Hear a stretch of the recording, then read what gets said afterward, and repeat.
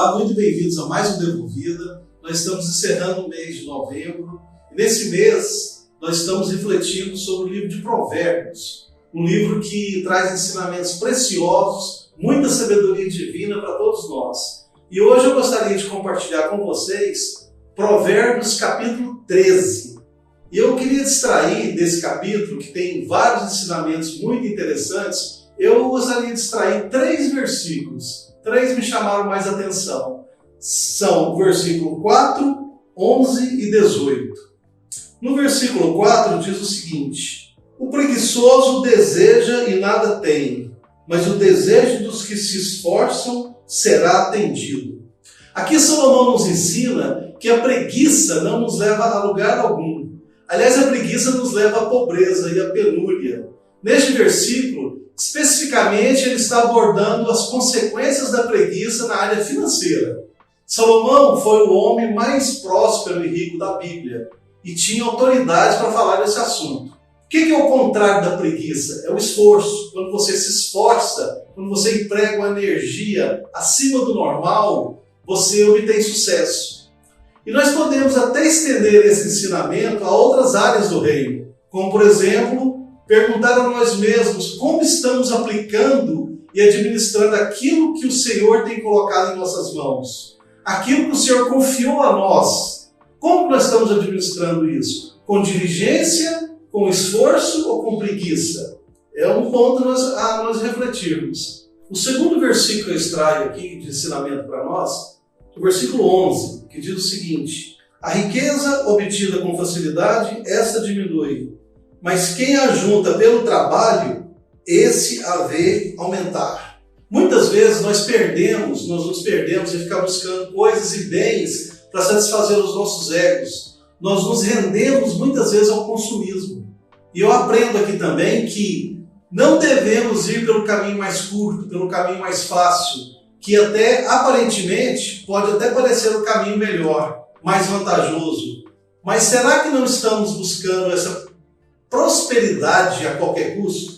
Passando por cima da ética, passando por cima das pessoas, cedendo a tentações e a convites mirabolantes? Temos que tomar muito cuidado com isso, gente. Eu me lembro aqui do meu saudoso pai, que quando eu era criança, ele me falava o seguinte: meu filho, se chegar uma mala de dinheiro na porta aqui da nossa casa, você chama a polícia, porque ou o dinheiro é falso ou ele é roubado, porque não chega nada de graça à nossa porta.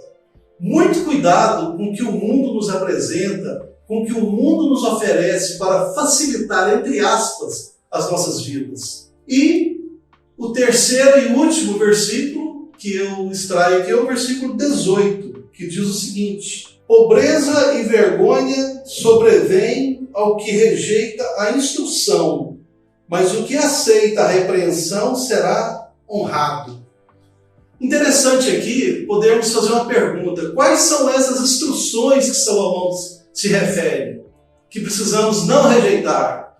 Penso que a primeira, ou as primeiras, são as instruções terrenas mesmo. Porque antes de tomarmos uma decisão importante em nossas vidas, seja na área financeira, na área pessoal, na área do trabalho, na área familiar, em todas as áreas das nossas vidas, aqui nós estamos falando especificamente de decisões financeiras que Salomão está falando. Então, o que nós devemos fazer?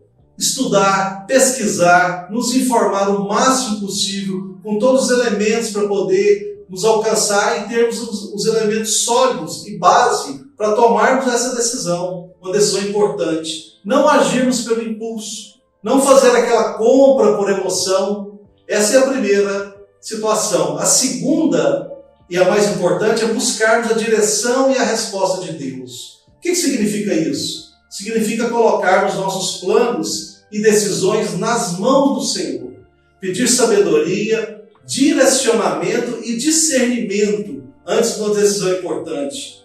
Buscar mais em Deus e menos nas pessoas. E aqui eu queria ler um versículo que está lá em Tiago 1, capítulo 1, versos 5, que diz o seguinte: se, porém, algum de vós necessita de sabedoria, peça a Deus, que a todos dá liberadamente e sem reprovações, e ela lhe será concedida.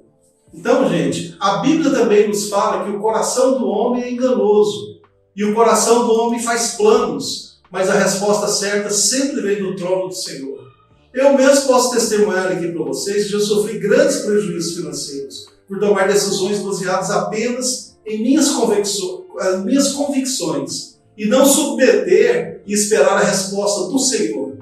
Então, a essência desse último versículo é: analise tudo racionalmente, busque se informar e não haja no calor da emoção para tomar uma decisão importante.